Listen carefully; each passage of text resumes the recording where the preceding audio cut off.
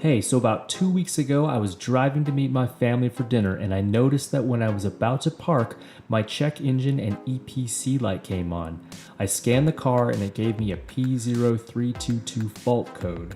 Looking this up for my car in the Audi TTS service manual, it told me it was the G28 crankcase position sensor. Since it was intermittent, I cleared it and continued to drive the vehicle, but the error returned when the car was at operating temperatures and the sensor would completely fail, preventing my car from starting. So I had to replace it. The sensor is located between the oil filter and the bell housing of the transmission. I decided to use an endoscope camera to get a better idea of how I was going to try to get to that sensor.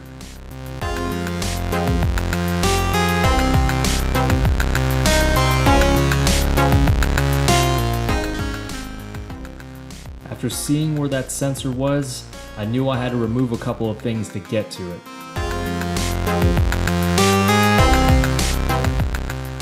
Starting at the top of the engine, you first have to remove the N249 turbocharger air recirculation valve.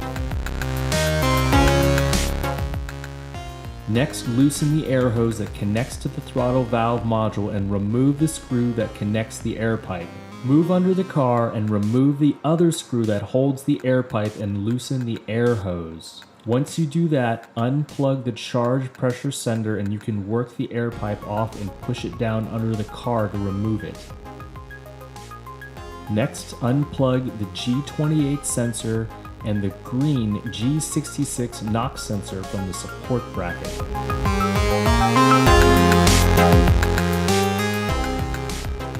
You will need to remove that support bracket to get to the 5mm hex bolt that holds the G28 sensor. Once you remove that bolt, you can pull out that sensor.